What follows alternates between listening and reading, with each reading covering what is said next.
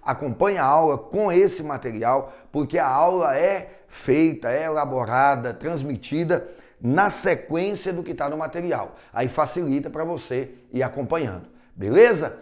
Então vejam bem, se nós vamos trabalhar com peças recursais, se nós vamos trabalhar com o recurso em sentido estrito, com o recurso de agravo em execução penal e com o recurso de apelação, nada mais natural que eu fale um pouco para você sobre as teorias dos recursos.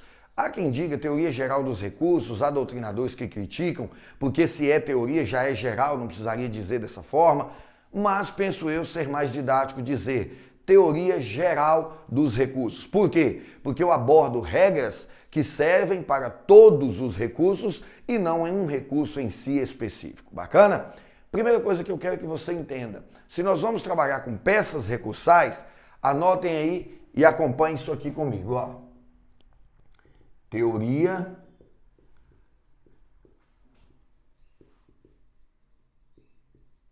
dos recursos. Aí você vai entender que nós vamos começar falando de juízo de admissibilidade. O que é o juízo de admissibilidade? É o juízo que se faz sobre a peça de interposição do recurso para entender, para aferir se estão presentes os requisitos deste recurso. Como assim? O recurso, ele precisa ter requisitos formais e requisitos materiais. Vamos entender como funciona. A própria palavra já denuncia recurso, recurso, fazer o curso novamente, cursar de novo. Ou seja, o que é o recurso? É a provocação feita pelo cidadão para que o judiciário aprecie novamente a sua demanda, para que faça o curso da ação penal novamente. Daí o nome recurso. O recurso tem fundamento no duplo grau de jurisdição que está lá no Pacto de São José da Costa Rica, né, do qual o Brasil é signatário. Então nós temos lá que todo cidadão tem o direito de ver a sua causa reapreciada por uma instância superior. Tudo bem, recurso. Para que o recurso seja recebido, ele tem que atender a algumas formalidades. Por exemplo, o preparo, que é o pagamento de custas, não existe nesses que nós vamos falar, mas existe, por exemplo, no recurso de apelação em uma queixa-crime, porque a ação penal privada tem custas antes, né? Tem preparo, porque na verdade, se for apelação, e você vai ter custos, mas ao final do processo, depois que o processo acaba e tal. Já nas ações privadas, esse recurso é antes, né? Por isso que se diz preparo. Você tem que pagar as custas para que o recurso seja conhecido. Então são requisitos que nós temos que verificar na hora de interpor o recurso. A tempestividade, que é o prazo, a adequação, ou seja, se esse recurso é próprio para esse tipo de decisão contra a qual você está recorrendo. Nós temos que olhar a legitimidade, se você é parte legítima para recorrer ou não, se você tem interesse de agir, né? Parte-se do princípio de uma sucumbência. É lógico que a regra é que o advogado de defesa não tenha interesse de agir em recorrer de uma sentença absolutória. Se o réu foi absolvido, para que o advogado vai recorrer? Então a regra é que não tenha interesse. Então, analisando esses requisitos, nós temos aí requisitos intrínsecos e requisitos extrínsecos. O intrínseco é aquele que está inerente ao réu, né? O interesse de agir. Agora, os extrínsecos, nós temos a espécie de recurso, a adequação, nós temos o preparo, nós temos a tempestividade, que é o prazo, mas isso aí está lá na teoria dos recursos, nós não precisamos aprofundar tanto nisso. Eu estou apenas falando para que você consiga entender o que é juízo de admissibilidade. Como funciona o juízo de admissibilidade? Funciona da seguinte forma: você vai interpor um recurso. Alguém tem que analisar se esse recurso está dentro do prazo, se ele é um recurso adequado, se tem interesse de agir. Todas essas condições que eu acabei de falar são o que a gente fala de juízo de admissibilidade.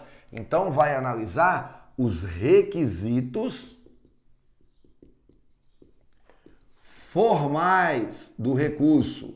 Ou seja, é entender se o recurso atende os requisitos que a lei estabeleceu para ele. Se esse recurso atende esses requisitos, o juiz vai receber o recurso e vai mandar para o tribunal julgar. Então vamos com calma. Imagine que você vai recorrer contra uma decisão de pronúncia. O juiz mandou o seu cliente a júri. É uma decisão de pronúncia. Então você vai interpor um recurso em sentido estrito, o juiz vai analisar se o recurso é adequado, se o recurso está no prazo, se o recurso tem interesse de agir. Estando presentes os requisitos, o juiz vai admitir o recurso e vai mandar o recurso para o tribunal. Olha só, é muito importante que você entenda essa parte, porque isso pode vir em questões abertas. Isso que eu estou falando agora não virá para você em uma peça, mas pode vir em questões abertas. Então fique atento, porque no juízo de admissibilidade, o recurso é conhecido ou não conhecido. E eu estou colocando em vermelho para que realmente possa chamar a sua atenção. Porque o que é um recurso ser conhecido ou não ser conhecido? Quando você interpõe o recurso e o recurso não atende os requisitos formais, o juiz vai dar uma decisão. Não conheço do recurso. Não é conheço o recurso. Né? Porque se o juiz falar que não conheço o recurso, é como se ele não soubesse que ele existisse. Então é não conheço do recurso. Quando ele diz não conheço do recurso, significa que os requisitos de admissibilidade não foram contemplados. Ou ele pode dizer conheço do recurso e remeto ao tribunal. Por quê? Uma coisa é conhecer o recurso, outra coisa é dar provimento. Dar provimento é juízo de mérito, eu vou falar daqui a pouco. Primeira coisa é juízo de admissibilidade. Esse juízo de admissibilidade pode ser aferido tanto pelo juiz em primeira instância, como pelo tribunal. Como assim, professor? Vou explicar para você. Você interpõe um recurso, o juiz olha, está tudo ok, o juiz dá uma decisão. Conheço do recurso, vistas ao Ministério Público para apresentar contra-razões. O Ministério Público apresenta contra-razões, o juiz manda o processo para o tribunal, aí o desembargador lá em Belo Horizonte, na capital ou na capital do estado onde você está assistindo a minha aula, o desembargador olha e vê que aquele recurso foi interposto fora do prazo. Aí o desembargador vai falar, não conheço do recurso. Mas observe, o que eu quero que você entenda? Que o juízo de admissibilidade, ele pode ser exercido tanto pelo juiz de primeira instância como pelo tribunal. É isso que eu preciso que você entenda. Bacana? Então tá jóia. Agora, o que eu quero que você preste atenção aqui? Quando você interpõe um recurso e ele não é conhecido, nasce a possibilidade de interposição de um outro recurso. E é por isso que é importante. Então vamos continuar aqui para que você entenda e depois eu fecho o raciocínio. Depois do juízo de admissibilidade, nós temos o juízo de mérito. Né? O que é o juízo de mérito? Aqui tem doutrinadores que usam o termo juízo de prelibação. E aqui vai usar o termo juízo de libação. Tá? É o juiz de conhecimento do recurso. Aqui, o que vai analisar é se os requisitos materiais,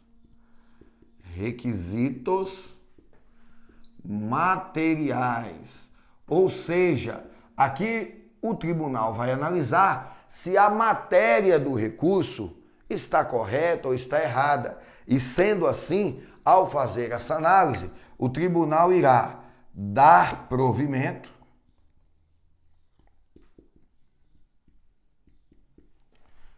ou negar provimento. Olha só que coisa interessante. Aqui em cima, o juiz vai conhecer ou não conhecer. Se você estiver lendo uma questão e lá disser que o juiz não conheceu do recurso. O juiz nem sequer apreciou o mérito. Não era da competência dele também apreciar. Ele só olhou os requisitos de admissibilidade do recurso. Agora, se onde você estiver lendo falar o seguinte, o juiz deu provimento ao recurso, né? O desembargador, o ministro, deu provimento ao recurso. O que isso quer dizer? Se deu provimento, é porque a matéria que estava sendo julgada foi deferida, foi concedida. O advogado ganhou o recurso, tá? É muito comum, na prática principalmente, e eu já vivenciei isso, principalmente com os nossos estagiários, quando o estagiário vê uma publicação, chega e fala assim, Warley, o nosso recurso foi conhecido, todo feliz. Aí eu falo assim, beleza, tudo bem, foi conhecido o recurso, agora ele vai ser julgado. O estagiário estava achando que nós já tínhamos ganhado o recurso. Não, ele foi conhecido. Os requisitos de admissibilidade estão ok. Agora ele vai para julgamento. E no julgamento ele pode ser dar provimento ou negar provimento. O meu recurso pode ser conhecido e não provido. Entenderam? Fique atento a isso aí. Por que isso é importante? Porque veja bem, vamos citar como exemplo o recurso que nós vamos estudar na nossa próxima e última aula desse curso. É o recurso de apelação. Se você interpõe um recurso de apelação e depois de interposto, o juiz não conhece do recurso, não conheceu o recurso, cabe reze artigo 581, inciso 15 do CPP. Preste atenção. Você interpôs o recurso de apelação. O juiz diz, não conheço do recurso. No material aí que eu disponibilizei para você, se você estiver acompanhando na sequência do que eu estou falando, você vai ver aí que tem um exemplo em que eu coloco um recurso desse aí. O juiz não conhece do recurso. Você entrou com o recurso e o juiz entendeu, por exemplo, que o recurso é intempestivo, estava fora do prazo. Aí você vai contra essa decisão do juiz que não conheceu do seu recurso, você vai interpor um recurso sentido estrito, que é o que nós vamos aprender na aula de hoje. Recurso sentido estrito. A previsão está no artigo 581, inciso 15. Agora, o seu recurso foi conhecido, mas não foi provido. Foi negado o provimento. Aí, nesse caso, cabe recurso especial, artigo 105, inciso 3º da Constituição Federal. Não é do Código de Processo Penal. E cabe também, a depender da matéria que você estiver trabalhando lá, recurso extraordinário. E aí nós estamos a falar do artigo 102, inciso 3º da Constituição Federal. Eu peço, Fábio, apenas para confirmar se o enquadramento ali está pegando. Está certinho lá? Beleza, então você vai anotar isso aí. Preste atenção, tanto que isso é diferente. Se isso te cobra numa questão aberta, se você prestar atenção nessa aula, você ganha os pontos da questão. A questão aberta pode te trazer uma situação em que foi interposta uma apelação e o recurso não foi conhecido. Eu te garanto, muitos colegas seus que não estão assistindo nossa aula vão falar que cabe recurso especial extraordinário. Se o recurso não foi conhecido, cabe reze, artigo 581. Se o recurso não foi provido, cabe recurso especial e extraordinário. É muito diferente uma coisa da outra, embora o recurso seja o mesmo. Se muda aqui, muda ali também. Digamos que aqui seja um reze. Você interpôs um reze, não foi conhecido, cabe carta testemunhal. Carta testemunhal é um recurso do artigo 569 do CPP. Agora, reze, não foi provido, aí também cabe recurso especial e recurso extraordinário. Bacana? Ficou atento a isso aí? É muito importante você saber isso, tá? Essa parte aqui, inclusive, eu pretendo apagar o quadro agora. Se você ainda não tem copiado isso aí, copie, dê uma pausa na sua tela, copie esse material, porque isso é muito importante para você. Saber dizer quando o recurso foi conhecido ou foi quando ele foi provido é muito importante para você, inclusive, saber o outro recurso que você vai interpor. Bacana? Então eu vou apagar para a gente continuar a nossa aula. Olha só, a partir de agora, nós vamos falar especificadamente do recurso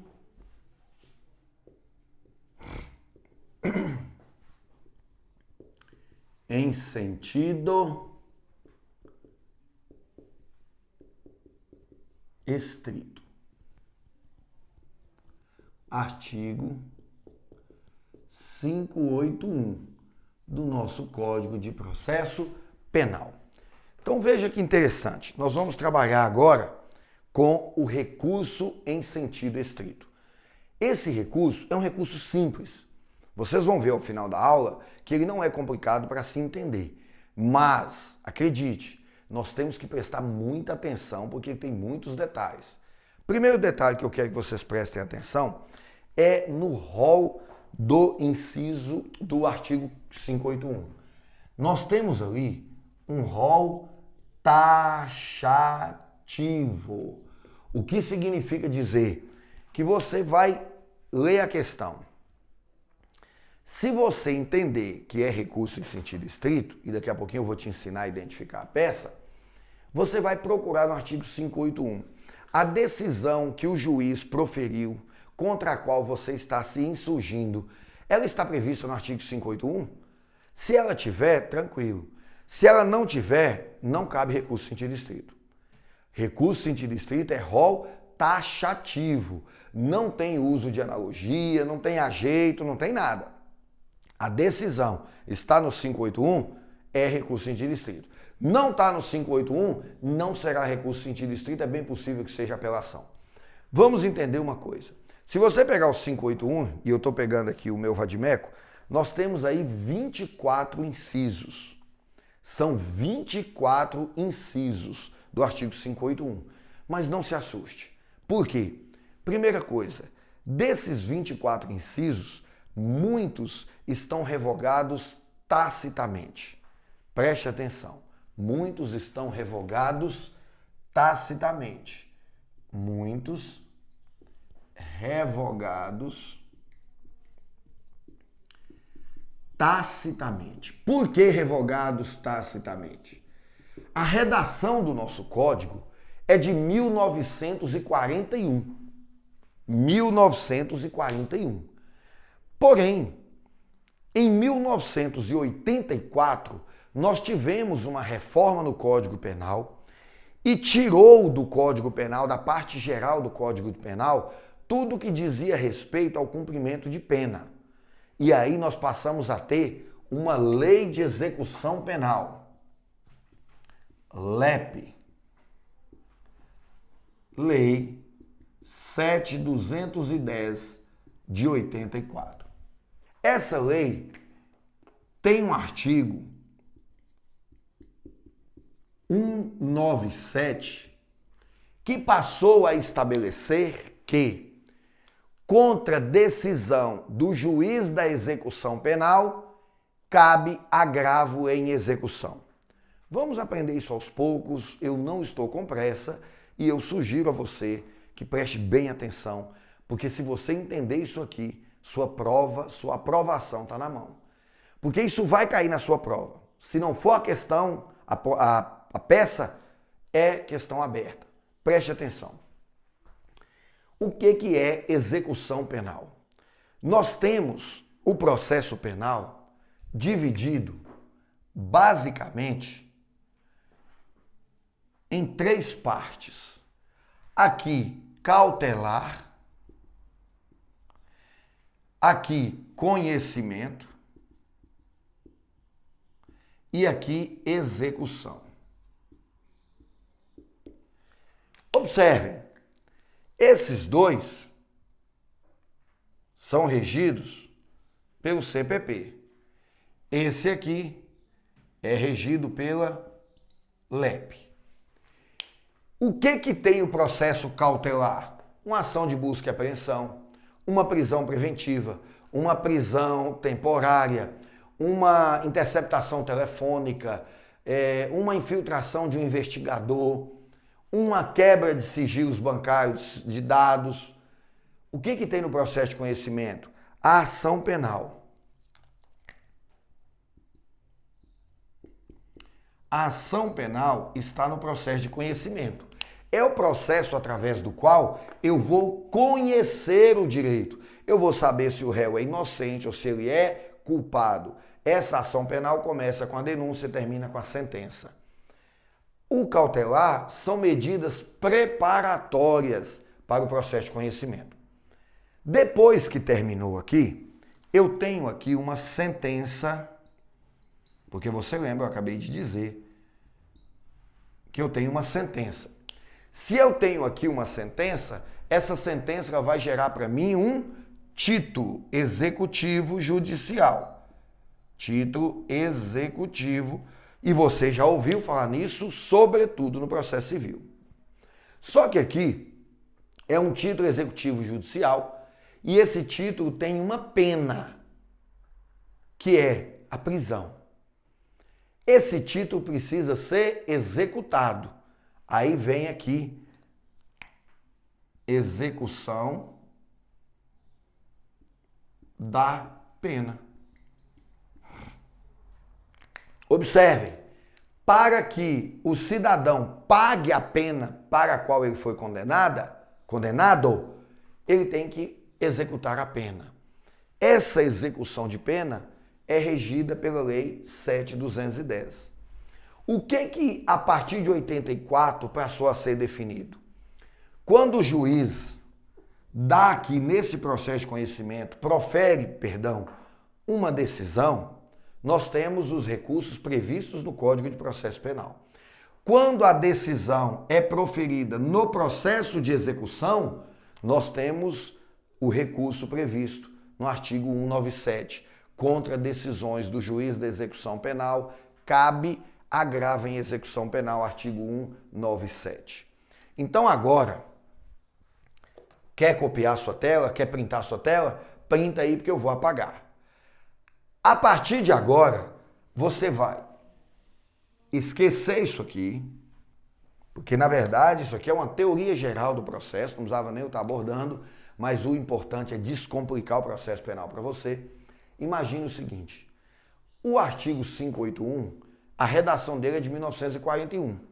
Em 1941, contra a decisão do juiz na execução penal, cabia recurso em sentido estrito. Em 1984, isso mudou, mas o 581 continuou com vários incisos e você precisa tomar cuidado com isso. E por que você tem que tomar cuidado? Imagine se você vê lá na prova falando que o advogado pediu o livramento condicional do réu, o juiz negou o livramento condicional. Olha só, o juiz negou o livramento condicional. Aí você vai pegar o seu artigo 581 e lá no inciso 12 tem que conceder, negar ou revogar livramento condicional. Aí você pensa assim, matei a pau. A peça é recurso em sentido estrito, baseado no artigo 581, inciso 12. Perdeu sua peça. Por que você perdeu sua peça? Porque esse inciso está tacitamente revogado. Porque livramento condicional é matéria de execução penal. Livramento condicional é o direito que o réu tem de ficar livre depois de 1/3 da pena cumprida. Isso é execução penal. E execução penal cabe agravo em execução. Não é recurso em sentido estrito. Então olha para você ver que se você não ficar atento a isso, o tamanho do problema que você vai ter. Tá bom? Fique esperto. Dentro do artigo 581, tem vários incisos que já foram revogados. Às vezes, dependendo do seu vadimeco, ele mesmo vai falar, ver artigo 197 da LEP. Mas eu sugiro que você faça você mesmo a sua remissão. Você vai pegar o artigo 581. Todos os que tiverem matéria de execução penal Professor, como é que eu vou saber o que é matéria de execução penal? Vamos lá, preste atenção aqui. Você não precisa anotar agora, você pode anotar depois, porque essa aula é gravada e você pode tranquilamente fazer essa anotação depois. Mas acompanhe comigo. Progressão de regime do fechado para o semiaberto, do semiaberto para o aberto, execução penal. Saída temporária, execução penal.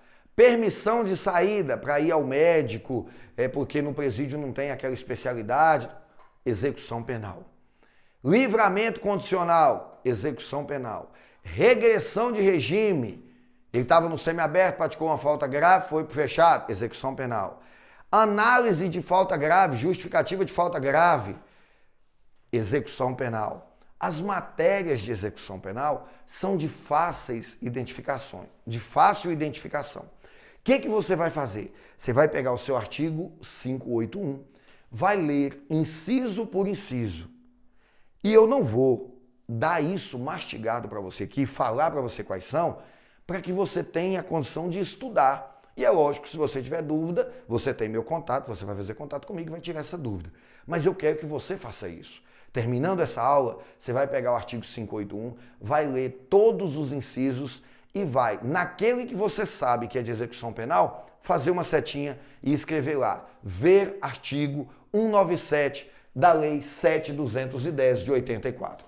Beleza? Bacana? Então anote isso aí e eu vou apagar o quadro para que a gente possa continuar. Olha só, outro detalhe que eu preciso que você dê uma atenção especial. Hipóteses da acusação. Seja do MP, seja do assistente. O que eu estou querendo te dizer? Nesse 581, nós temos muitos recursos que eles estão lá para atender o Ministério Público. Por exemplo, o inciso 1º. O inciso 1º fala que cabe recurso em sentido estrito contra a decisão que não receber a denúncia ou queixa. Preste atenção. O meu cliente foi denunciado. O juiz não recebeu a denúncia. A defesa vai recorrer disso? Lógico que não. Quem vai recorrer é o promotor. Porque o réu foi denunciado. O juiz não recebeu a denúncia, quem tem que recorrer é o promotor. Nós temos vários incisos do 581 que é de titularidade exclusiva do MP. Cabe recurso em sentido estrito contra a decisão que revogar a prisão preventiva. Foi revogada a prisão preventiva do meu cliente. Você acha que eu vou recorrer? Lógico que não. Quem vai querer recorrer? Quem vai querer recorrer é o promotor. Então você tem que ficar atento com isso. Por quê? Porque nós temos alguns incisos que é de uso exclusivo do Ministério Público. Olha só. O que eu quero que você preste atenção? Dentro do 581, portanto, temos vários incisos que são do Ministério Público. Só o Ministério Público vai usar esse inciso para recorrer. Aí você pensa assim, professor, então nesse caso eu não preciso nem estudar, porque não vai cair para mim. Não é bem assim não. Sabe por quê? Porque nós já tivemos caso da OAB cobrar contra-razões de recurso de apelação. Vamos entender o que é isso e aí para isso eu vou escrever aqui para que você entenda. Contra razões, pela nova ortografia, não tem hífen e é 2 R's, né? Então veja bem, contra razões. Isso caiu em uma das provas da OAB. O Ministério Público interpôs um recurso de apelação e você deveria fazer as contra-razões. Muita gente endoidou, ficou louca. Não precisa preocupar. A estrutura do seu recurso será a mesma do recurso de apelação, seja as razões, sejam as contra-razões. Mas nós vamos falar de cada uma delas aqui para que você não se preocupe. Então, se no 581 eu tenho lá hipóteses que só o promotor pode recorrer, significa dizer que se o promotor recorrer, você será intimado para apresentar contra-razões. E tem um desses incisos que eu acredito que não vai demorar muito, ele vai cair na prova da OAB. É o inciso 1º e eu vou te explicar o porquê. Ver artigo 581, inciso 1º do CPP. que nós temos nesse 581, inciso 1º? O promotor denunciou uma pessoa. O juiz rejeitou a denúncia. Para tudo. Preste atenção. O promotor denunciou uma pessoa. Mas o juiz rejeitou essa denúncia. E rejeitou por quê? Rejeitou porque não estavam presentes as condições da ação. Por exemplo, tudo bem, quando o juiz rejeita a denúncia, o artigo 581 fala que cabe recurso em sentido estrito. Eu te pergunto, o réu está sabendo que ele foi denunciado? Lógico que não. O processo não teve a sua relação tripartida formada. Nós temos a acusação que apresentou um recurso, mas, do outro lado, nós não temos o réu. E aí eu te pergunto, você vai julgar um recurso ouvindo só um dos lados? Evidentemente que não. Aí você vai tomar cuidado e vai anotar aí. No 581, inciso 1º, você vai colocar assim: ver súmula 707 do STF. O que o STF estabelece nesse caso? O STF estabelece que constitui nulidade a não intimação do réu para contrarrazoar recurso do Ministério Público contra a decisão que rejeitou a denúncia. Olha só. O inciso 1º fala que cabe recurso em sentido estrito se o juiz rejeitar a denúncia. O juiz rejeitou. O promotor recorreu, apresentou suas razões. Quem é que vai fazer as contrarrazões se nós não temos réu no processo? O réu não foi citado, ele nem está sabendo que ele foi processado. Como é que vai acontecer? A súmula 707 determina que o juiz deve determinar a intimação do réu para ele apresentar contrarrazões ao recurso. Isso causa uma estranheza, e eu coloquei no material de vocês exatamente esse termo, causa uma estranheza porque o réu vai receber na sua casa uma intimação para contrarrazoar um recurso num processo em que ele sequer sabia que estava sendo processado. Raciocinem comigo. Você está na sua casa, você não sabe nem que você está sendo processado. Você recebe uma intimação para responder um recurso, o processo já está em grau de recurso. Isso gera um desconforto muito grande, gera uma estranheza, principalmente em quem está fazendo a prova. Porque você vai olhar e vai achar isso muito estranho. Não tem nada de estranho. Eu vou repetir, porque eu quero que você memorize isso e você não vai errar isso na prova. Preste bem atenção, eu vou repetir para você. O inciso 1º do 581 fala que, se o juiz rejeitar a denúncia, o promotor pode recorrer, recurso sentido estrito. O promotor, então, recorre. E ele recorre, só que não tem réu no processo para responder o recurso. Aí, a súmula 707 estabelece que deve ser intimado o réu para apresentar contrarrazões. O que eu quero que você entenda? Se isso cair na sua prova, eu acredito que vai ter muita gente errando a peça. Por quê? Imagine se uma questão virar para você e falar o seguinte: o Ministério Público da cidade de tal lugar denunciou Felisbino pelo crime de roubo e o juiz rejeitou a denúncia alegando que não havia justa causa, artigo 395, inciso 3º do CPP. Aí, o juiz determinou a intimação do réu para o que de direito, para fazer o que entender de direito.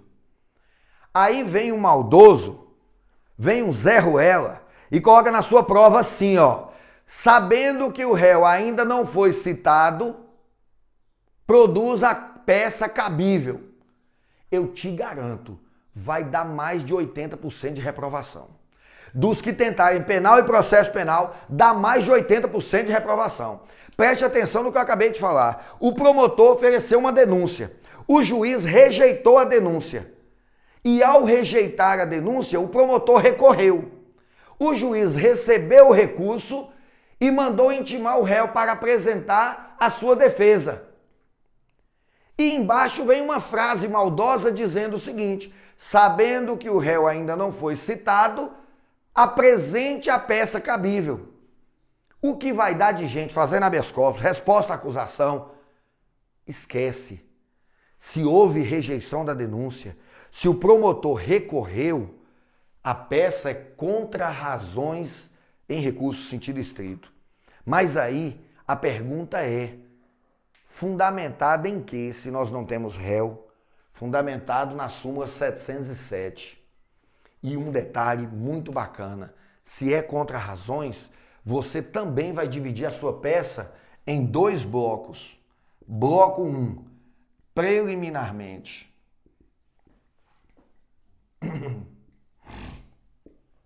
Bloco 2, mérito.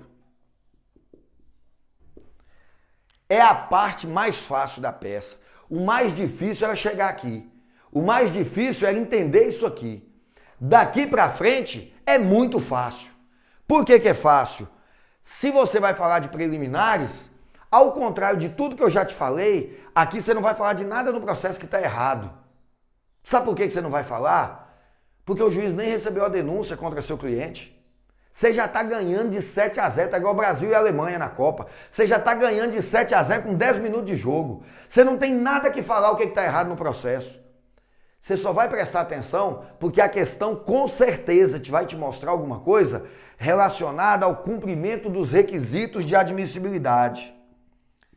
O juiz recebeu o recurso quando, na verdade, não deveria ter recebido. Por quê? Porque o recurso não preencheu os requisitos. Para se ter uma ideia, na última vez que isso caiu na prova da OAB, era um recurso de apelação para você fazer as contrarrazões. A preliminar do recurso era a intempestividade. O promotor tinha perdido o prazo do recurso. O prazo era de 5 dias. O promotor interpôs o recurso no 6º dia. Preliminarmente, não estão presentes os requisitos da tempestividade. O recurso é intempestivo. Pronto, acabou. É isso que é a preliminar. Aí depois você vai vir para o mérito. Você também poderia trabalhar com a inadequação. O recurso não é adequado. Tudo isso aqui relacionado aos requisitos de admissibilidade. Agora no mérito, o que você vai pleitear no mérito? Olha que coisa curiosa. Você está na defesa. Você vai fazer contra a razão de recurso do MP? Você vai sustentar, você vai fundamentar a manutenção da decisão do juiz. Olha que bacana. Você está fazendo um recurso manifestando para que o tribunal mantenha a decisão do juiz irretocável, que não se faça nenhuma alteração na decisão do juiz. Você entendeu? Enquanto na preliminar você pede para o recurso do promotor não ser conhecido, porque, por exemplo, ele é intempestivo, aqui no mérito você pede para que, se o recurso for conhecido, a ele seja negado o provimento, para que seja mantida a decisão proferida pelo juiz em sua integralidade, sem mudar nada. A decisão tem que ser mantida de forma integral, sem mudar nada. Entendeu que bacana? Olha só, você vai sustentar a manutenção da decisão. Quando você estiver trabalhando em contrarrazões, é exatamente essa a lógica que você vai adotar. Beleza? Vamos seguir então. Mais uma vez eu vou apagar o quadro para que a gente possa trabalhar à vontade e não fique poluindo aí a nossa visão com tantas anotações. Agora, eu quero que você me acompanhe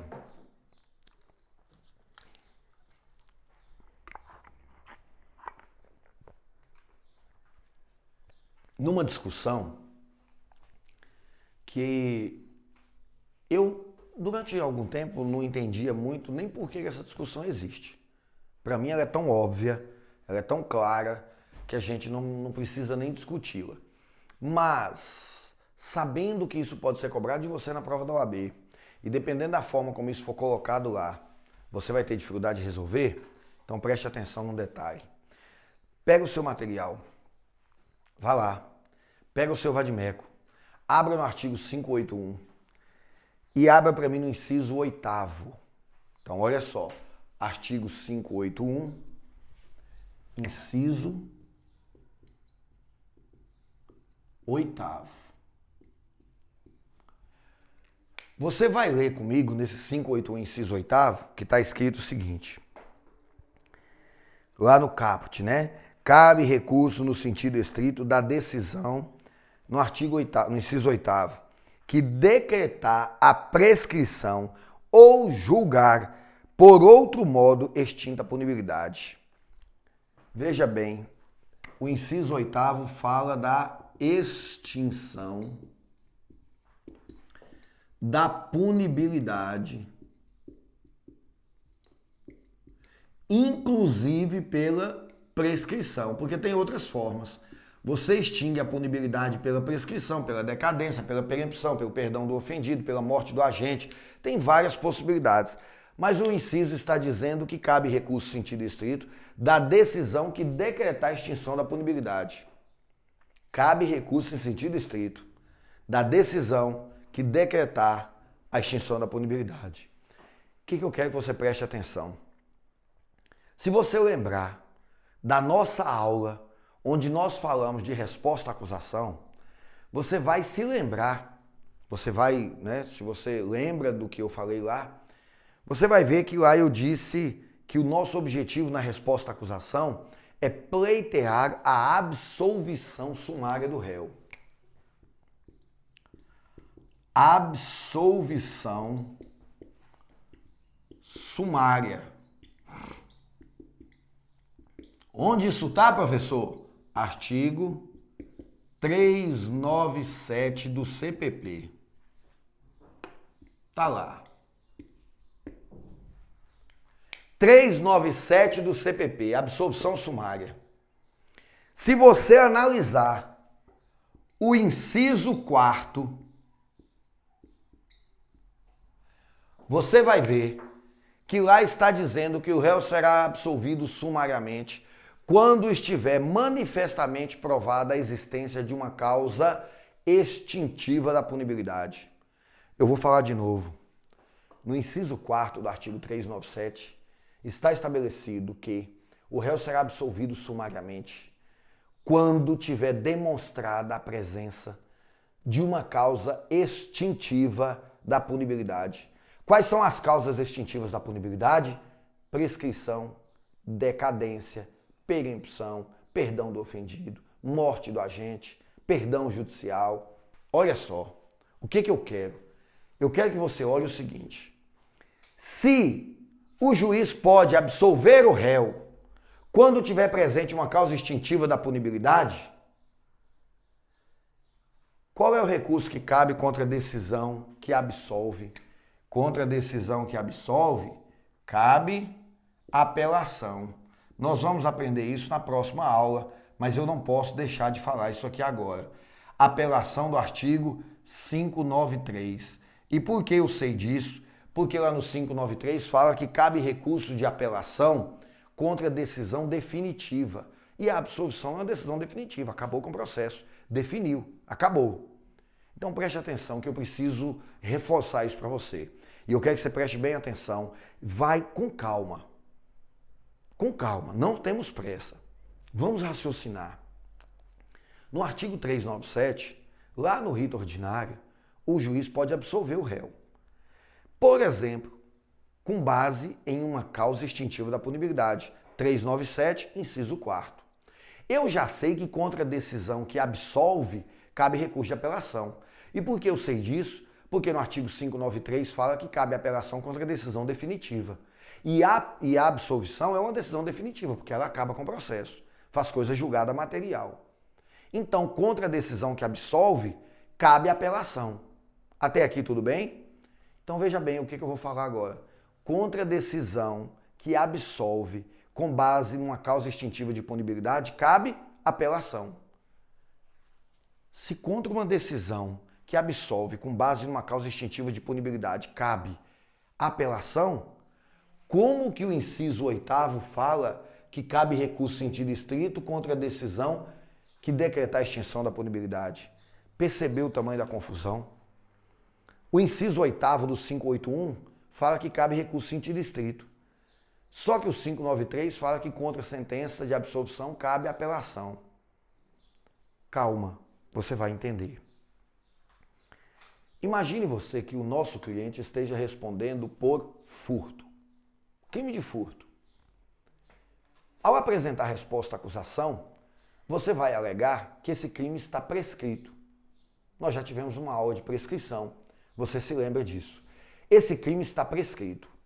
Se ele está prescrito, o juiz vai absolver seu cliente com base no 397, inciso 4º. Olha só, o juiz vai absolver seu cliente com base no 397, inciso 4º. E se o promotor não concordar, ele vai entrar com recurso de apelação. Não tem conversa. O juiz absolveu seu cliente com base no 397, inciso 4º, porque o crime estava prescrito. Contra a sentença de absolvição cabe apelação. Não vai poder entrar com recurso sentido estrito. Lembra quando eu te ensinei de fazer contra a razão de recurso? Eu acabei de falar. Se o promotor entrar com recurso sentido estrito alegando esse inciso, a prova da OAB cobrar isso de você para que você saiba que esse recurso está errado e lá na preliminar você coloca da inadequação do recurso. Esse não é o recurso adequado. Porque contra a sentença absolutória cabe recurso de apelação. Professor, mas então esse inciso está revogado? Não. Ele não está revogado e preste atenção por que não está. De novo agora um outro raciocínio. Novamente aqui comigo. Seu cliente foi denunciado por estupro em concurso de crimes com furto. Ele estuprou a moça e ao fugir da casa dela ele levou alguns objetos. Então ele está respondendo por estupro e por furto. Porém, no decorrer do processo, quando você foi apresentar a resposta à acusação, o furto já estava prescrito. O juiz, então, deu uma decisão extinguindo a punibilidade do furto pela prescrição e determinou que o processo continuasse em relação ao estupro.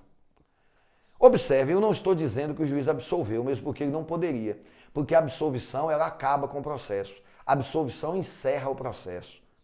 E o processo não pode ser encerrado porque tem um estupro para ser julgado e esse ainda não prescreveu. Aí o que vai acontecer? O juiz dá uma decisão extinguindo a punibilidade com base na prescrição do crime de furto e continua o processo com relação ao crime de estupro. Se o promotor não concordar com essa prescrição do furto, qual o recurso? Recurso em sentido estrito, 581, inciso 8º.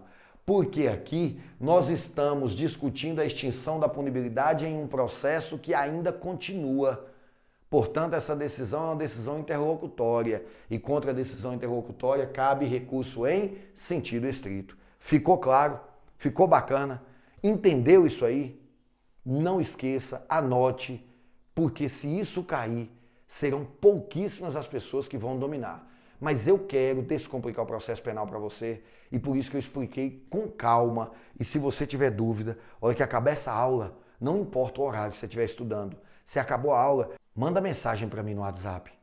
Se eu estiver dormindo amanhã eu respondo para você, mas você não pode ficar com dúvida. Tudo bem? Bacana? Então a partir de agora nós vamos seguir, porque nós vamos falar exatamente do recurso sentido estrito a que nos propomos, daquele que realmente é interessante falar para você. Olha só, depois de explicar todas essas particularidades do recurso sentido estrito, eu quero que você raciocine comigo. É quase que certeza que se cair um recurso em sentido estrito na prova da OAB para você, ele será contra uma decisão de pronúncia. Por quê? Porque é o inciso mais importante que tem para a defesa. Inciso 4º, que determina contra a decisão de pronúncia. Ou seja, cabe recurso em sentido estrito contra a decisão do juiz que pronunciou seu cliente. E se pronunciou seu cliente, é lógico, é evidente que ele vai a júri. E aí você vai entrar com o recurso. Mas antes, anote uma remissão que eu esqueci de comentar com você. Vai lá no 581, inciso 8º, e coloca lá assim, ver artigo 397. Vai no 51, inciso 8º, marca lá, ver artigo 397, inciso 4º. É importante para você. Agora, aqui, no inciso 4º do artigo 581, eu tenho uma situação. Cabe recurso em sentido estrito contra a decisão de pronúncia. O que é decisão de pronúncia, professor? Lembra lá quando nós fizemos memoriais finais no rito do júri? Memoriais finais no rito do júri, nós sabemos que no final da primeira fase o juiz tem 4 possíveis decisões. Ele vai pronunciar, impronunciar, absolver e desclassificar. Esse pronunciar é a única decisão que leva o réu ao júri. A impronúncia não leva, a desclassificação não leva e a absolvição sumária muito menos. Mas se o juiz absolveu o seu cliente e vai mandá-lo a júri, cabe contra essa decisão recurso em sentido estrito, inciso 4º do artigo 581. E o que eu quero que você fique atento? Eu quero que você fique atento aos detalhes. Primeira coisa, você já sabe que o prazo deste recurso é de 5 dias. Outra coisa que eu quero que você entenda. Este recurso em sentido estrito terá 2 peças. Não endoide, não preocupe. Quando eu falo 2 peças, eu estou dizendo uma é a interposição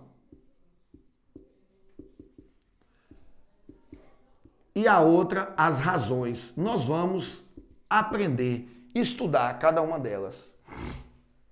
Além disso, eu quero que você fique atento que nós temos aqui uma questão muito relevante. No recurso em sentido estrito, nós temos juízo de retratação.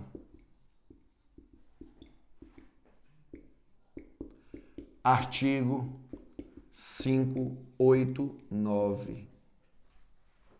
A interposição está no 582, aqui está no 586. Olha só, juízo de retratação. O que você vai entender disso? Todas as vezes que você interpuser um recurso em sentido estrito, o juiz vai colher as contrarrazões da acusação e vai voltar para que ele faça um juízo de retratação. O que significa dizer isso? O juiz vai olhar, analisar suas razões e, se ele quiser, ele pode se retratar. Ele pode voltar na sua decisão. Eu costumo dizer que não é nada correto, é um assassinato à língua portuguesa, mas é didático e eu preciso falar. O juízo de retratação é quando o juiz se convence que você está certo e ele volta atrás na sua decisão. Por isso eu digo que é um assassinato à língua portuguesa, porque se você volta, tem que ser atrás, não tem como voltar à frente. Mas é didático e eu falo porque eu sei que você não vai esquecer. O juiz volta atrás na sua decisão. Significa dizer, você fez o recurso e conseguiu convencer o juiz que ele estava errado. Nós temos 2 recursos que isso é possível. Juízo de retratação é cabível no recurso sentido estrito e no agravo em execução penal, que nós vamos falar daqui a pouco. Então preste atenção. Se você vai recorrer contra a decisão de pronúncia, esse recurso será feito em 5 dias. Cabe 2 peças, uma de interposição e outra de razões, e o juízo de retratação. Mas preste atenção no último detalhe antes da gente dar uma paradinha para o intervalo. O que eu quero que você preste atenção? Aqui na vida real, aqui na prática, eu discordo da decisão e interponho o recurso de sentido estrito. E falo com o juiz simplesmente o seguinte: a interposição desse recurso pode ser feita numa petição, por termos na audiência, peço para constar na ata, ou então por cota. Eu vou lá, pego o processo, viro a página dele e coloco assim, ó, não concordo com a decisão, desejo recorrer nos termos do artigo tal, ponto. Acabou, o recurso está interposto. Mas aí na prova da OAB você sabe muito bem que você não pode fazer isso. Preste atenção numa coisa. A interposição tem prazo de 5 dias. As razões têm prazo de 2 dias. Pelo amor de Deus, preste atenção nisso. Por favor, preste atenção. Aqui na vida real, o código prevê, eu posso entrar com o recurso, interpor o recurso em sentido estrito, o juiz vai receber esse recurso, eu não tenho a mínima ideia que dia, se vai demorar 1 mês, 2 meses, o dia que ele receber, ele vai mandar que eu seja intimado para apresentar as razões. Do dia que sair essa intimação, eu tenho 2 dias para apresentar as razões. De novo, 5 dias eu interponho. O dia que o juiz receber, ele manda me intimar. E aí eu tenho 2 dias para apresentar as razões. Meu amigo, minha amiga, na prova da OAB o negócio é completamente diferente. Presta atenção. Se na prova da OAB cai recurso sentido estrito e você cai na bobeira de interpor a peça no prazo e pedir para que o juiz intime você para apresentar razões, você vai embora e vai ficar esperando na sua casa que um dia vai chegar lá a intimação para você apresentar as razões. Você entendeu o que eu estou dizendo para você? Você conseguiu compreender o que eu estou te falando? Olha se na teoria, lá na prova da OAB, você pode fazer isso.